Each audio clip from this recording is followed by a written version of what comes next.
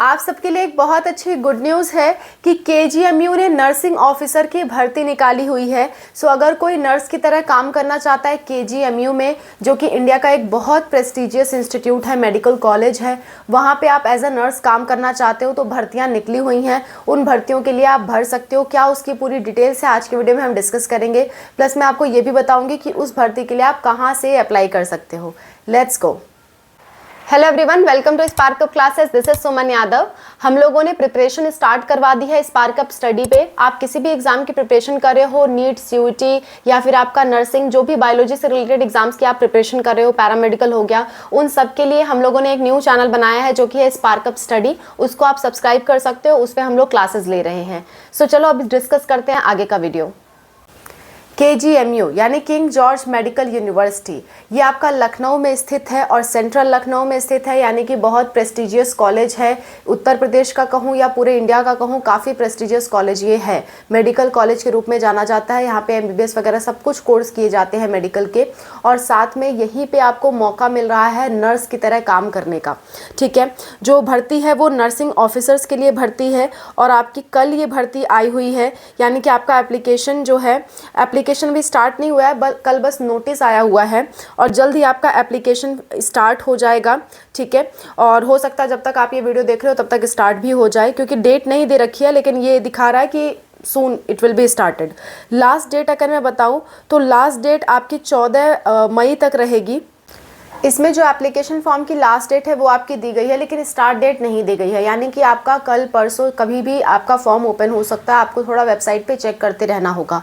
हो सकता है जब तक आप ये वीडियो देख रहे हो तब तक आपका फॉर्म ओपन भी हो जाए। ठीक है, सो फॉर्म की नोटिफिकेशन आ चुकी है, वेबसाइट्स भी बन चुकी हैं और इसकी लास्ट डेट जो है वो आपकी 14 मई तक रहने वाली है, यानी कि काफ़ी टाइम आपको दिया गया है। एग्ज़ाम का डेट अभी नहीं दिया गया है। इसमें आपका एग्ज़ाम होगा, एग्ज़ाम में आप क्वालिफाई करोगे तब जाके आप नर्सिंग ऑफिसर यहाँ पे कहलाओगे, डायरेक्ट आपकी जॉब लग जाएगी तब।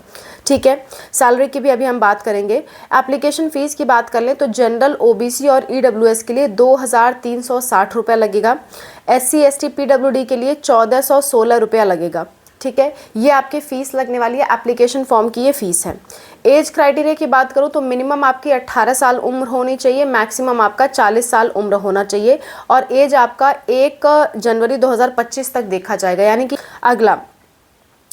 इसके बाद जो पोस्ट निकली हुई है वो जनरल रिक्रूटमेंट है 626 और 107 है बैकलॉग रिक्रूटमेंट। मतलब कि अगर कोई बैकलॉग किसी का लगा हुआ है, कोई अभी पास आउट नहीं किया हुआ है, किसी का बैक लग गया है, वो लोग भी फॉर्म को भर सकते हैं, वो लोग भी नर्सिंग ऑफिसर बन सकते हैं। ठीक है, किसी भी वजह से किसी का बैक लग जाता है तो उस केस में भी आप बन सकते हो। नर्सिंग ऑफिसर पे लेवल 7 तक आपकी जो सैलरी है वो रहेगी, पे लेवल 7, अभी मैं लास्ट में बता दूंगी। 733 टोटल वैकेंसीज़ हैं। इसमें एलिजिबिलिटी की बात करें तो आपने अगर बीएससी नर्सिंग किया हुआ है, बीएससी नर्सिंग आपका कंप्लीट हो गया, फाइनल ईयर की बात नहीं हो रही है, बीएससी नर्सिंग आपका कंप्लीट हो गया है तो आप यहाँ के लिए एलिजिबल हो, या फिर आपका post basic BSc nursing complete हुआ है तो भी आप एलिजिबल हो, या फिर आपका जीएनएम कंप्लीट हो गया है तो भी आप एलिजिबल हो। इसके साथ साथ आप रजिस्टर्ड नर्स होनी चाहिए इंडियन नर्सिंग काउंसिलिंग द्वारा। ठीक है, और अगर आपने डिप्लोमा जैसे कि एएनएम जीएनएम कर रखा है, सॉरी ओनली जीएनएम, एएनएम वालों को नहीं दिया गया है, अगर आपने जीएनएम कर रखा है तो कम से कम 2 साल का आपके पास एक्सपीरियंस भी होना चाहिए। देखो फिर से समराइज़ करती हूँ, बीएससी नर्सिंग या बीएससी नर्सिंग पोस्ट बेसिक आपने किया है या जीएनएम किया है, इन तीनों ही केसेस में आप लोग एलिजिबल हो, पर साथ में आप registered nurse Indian nursing council द्वारा होना चाहिए। ठीक है, अच्छा, जीएनएम के लिए एक और क्राइटेरिया है कि उसको रजिस्टर्ड नर्स तो होना ही पड़ेगा, प्लस साथ में उनका 2 साल का एक्सपीरियंस होना चाहिए 50 बेड्स वाले हॉस्पिटल में। क्लियर है इतनी बात? अच्छा, डिटेल नोटिफिकेशन की हम थोड़ी बात कर लेते हैं। मैं डिटेल नोटिस आपको बता देती हूँ, और कैसे डाउनलोड करना अभी मैं लास्ट में आपसे डिस्कस करूँगी। देखो, तो आपकी ओबीसी, एससी, एसटी, पीडब्ल्यूडी सबके लिए सीट्स यहाँ पे दी गई हैं, और फीमेल जेंडर को 20% तक रिजर्वेशन भी है, यानी 20% सीट्स जो है फीमेल्स के लिए रिजर्व्ड हैं।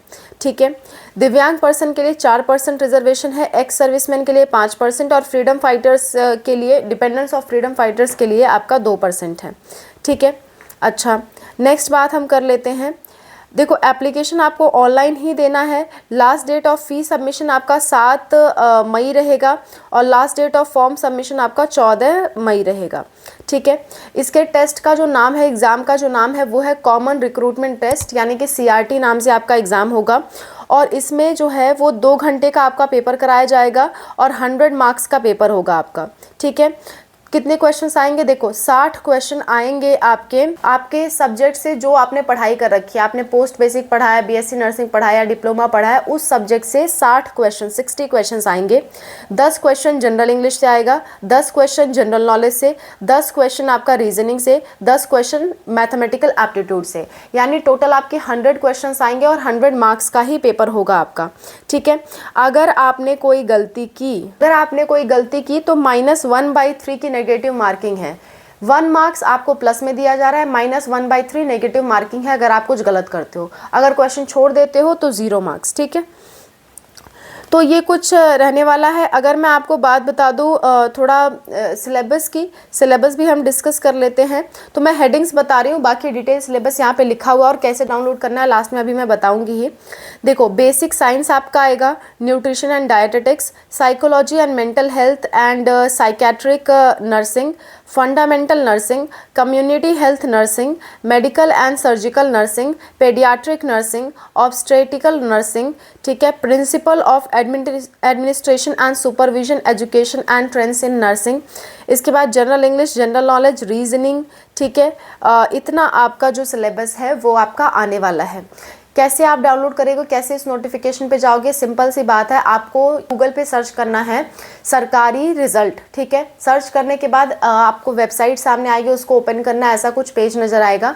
लेटेस्ट जॉब वाले सेक्शन में जब आप जाओगे तो वहाँ पे पहले दूसरे पोजीशन पे लिखा होगा KGMU नर्सिंग ऑफिसर रिक्रूटमेंट, उस पर आपको क्लिक करना है। क्लिक करने के बाद सारी डिटेल्स आपके सामने आ जाएगी। एकदम नीचे आ जाना, ऐसा कुछ पेज आएगा, download notification and apply link. तो अप्लाई लिंक पे क्लिक करोगे तो आप फॉर्म अप्लाई कर पाओगे और डाउनलोड नोटिफिकेशन पे क्लिक करके आप पूरा सिलेबस और सारी चीज़ें डिटेल में देख पाओगे।